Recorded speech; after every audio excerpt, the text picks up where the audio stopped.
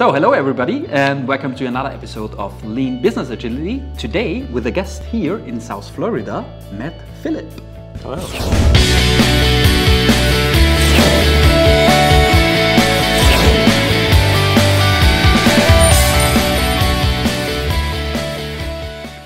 Okay, so today Matt Phillips is my guest here, and the idea is that we are speaking a little bit about blockers, about risk, and so on. That's okay? Right. Yeah.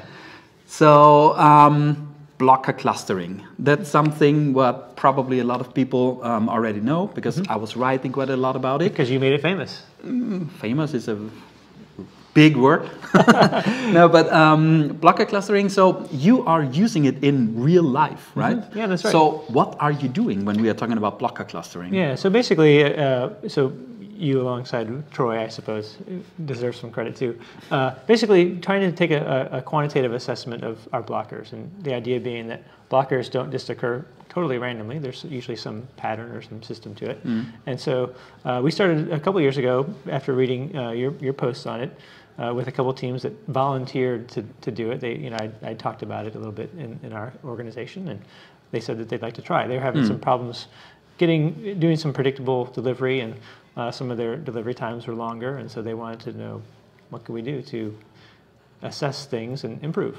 Okay, so what you did, you collect blockers, and then you clustered for the same reason or something like That's this? right, yeah. So yeah, obviously there's a few different ways to do it, but what we did with those teams is we had them, first of all, just start identifying them, start tracking them so that you know what they are. And usually people have either paper stickies that they put on, or most tools, electronic tools nowadays allow you to do it, but people don't do anything with the data. They don't track how long it's blocked, what type of issue is blocking it, and so yeah, exactly, trying to characterize what are the things that are leading to the blocker, and then periodically reviewing them, almost like a retrospective, but focused specifically on blockers. And so we categorized them originally with internal and external blockers, so things that the customer had to deal with, things that we could change on our own. So that's how we started sifting them into two categories, and then we went deeper on the ones that the internal ones.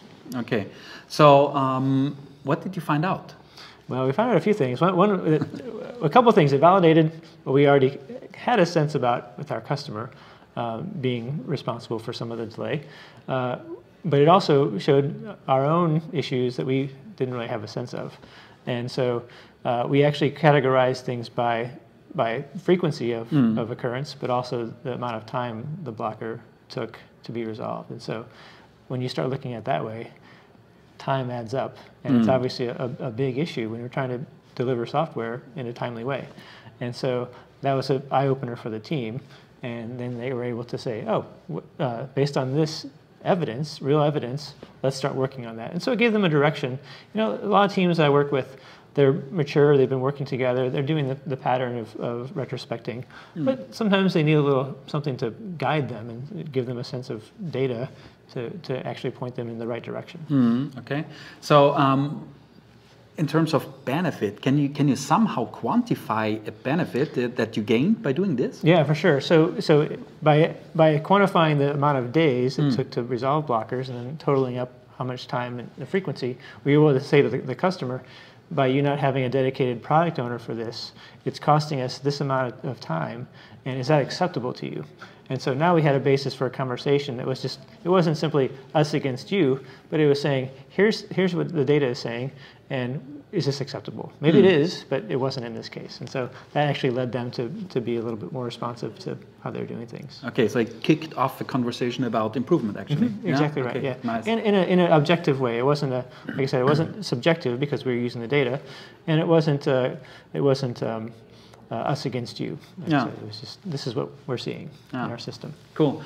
And how are you doing it? I mean, in terms of, you're collecting the blockers, right? And then you're talking about them on a daily basis, or is it? It wasn't quite that frequent. Basically, and one team actually was using electronic board, and another team that we started doing it with was just, they were using, I forget what the tool was, it doesn't matter, but their digital tool wasn't allowing them to track that data for whatever reason. So they were actually doing some double entry, but they were tracking their blockers on a big poster board with actual Post-it notes. And so we just pulled those tags off, and we came to the retrospection time. And again, I think we started off at like a 3-week period that we collected for 3 weeks, and then looked at them, and then repeated the cycle. So it was part of the retrospective. They basically just did a really focused retrospective on the blocker clustering. Okay, so the headline or the title for the retrospective was, let's talk about blockers. Exactly, everybody knew what was happening. And so but another way you can do it is in the cadence of service delivery reviews. And so that's another thing we've started doing. Basically, it's a feedback loop that I really feel is missing from the traditional Agile feedback loops. And so, we've got a retrospective that helps us understand is the team working effectively, but the service delivery review is actually taking a customer viewpoint onto the team. Is this team the right team? Is it built for its right purpose? And so we look at fitness criteria from the customer, but also in the course of the pattern for that, we look at blockers, and it's a nice a monthly cadence is usually acceptable for the service delivery. Okay, cool. And we do that with our stakeholders too. So our executive sponsor, business people, whenever possible, are able to come to that too. That sounds very interesting, actually. Yeah, it's very cool. It's nice because it's it has a transparency about it. That it's, again, the system is open to all to see, and we want to collectively work on making the solutions to it. So it really has a team-oriented approach. Cool. And then what is the agenda? I mean, what are you doing in the meeting? How long is it? Is it a day or? Yeah, not quite that long. Not quite that long. Although you could probably stretch it out. No, basically we look at the different services that we're providing. So whatever this team is providing for this customer, are we fit for our purpose delivering these services? And what are our service delivery expectations? When do we look at how long stories take to get delivered, and are there some outliers with our delivery times? So we look at delivery times. We also look at blockers, and we review risks. So we kind of combine all that into one thing. And then are we doing the right work in terms of like allocation of our time on the things that we need to be working on? Okay. So what kind of data do you need for this? Yeah. So basically, in addition to the blocker clustering data, it's really important that we use delivery time. So when I say delivery time, a lot of people say cycle time, lead time. I just call it delivery time. It's how long it takes you to commit to working on something to deliver it, however you define delivery. Yeah. And so it's just basically 2 dates, a start and a stop. And once you have that, you might have your upfront estimates that you're using. We talk about estimates and how we do that. But really, to have the delivery time, that's all we're looking at, or primarily the thing we're looking at, in addition to the blocker clustering. And that allows us to expound and say, what's the distribution of our delivery times? Are we inside of what our service delivery expectations were? Okay. And what could be an outcome of such a meeting? I mean, now we are analyzing delivery times, we are analyzing blockers. So what is the concrete outcome of a meeting like this? So because we have our executive stakeholders there, they're able to, they just want to know about the risks.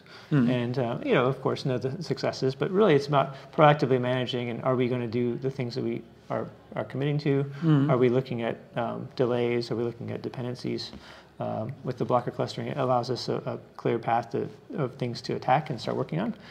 So it is helping us make decisions about being proactive, about managing our work rather than reactive. Yeah, that all sounds quite nice. So, I mean, you can achieve quite a lot with it, right? Yes, you can. So, can you give some concrete guidance? If someone of our viewers is wanting to start to do this, what can he or she do? Yeah, it's actually pretty easy. I think you instrument your system so that you can collect the data. So, and again, most teams are already doing some sort of blocker identification. So just take the next step of saying, how long was the thing blocked? And what was the cause, or at least the perceived cause at the time? What was the system it was dependent on? And with the delivery time data, again, it's as easy as just saying, when did we committed to working on this thing? And that is, when we said to our customer, we are going to start and finish this work. So collecting the start and end dates for any particular work item, that'll give you a lot of options in terms of quantifying your work. Nice. So the bottom line is, don't throw away your sticky notes. That's right. That's right.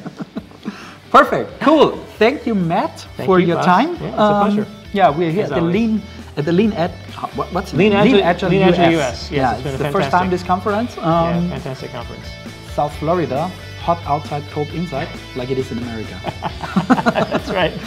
Thanks for your time. Yeah, thank you. Okay, cheers. Bye.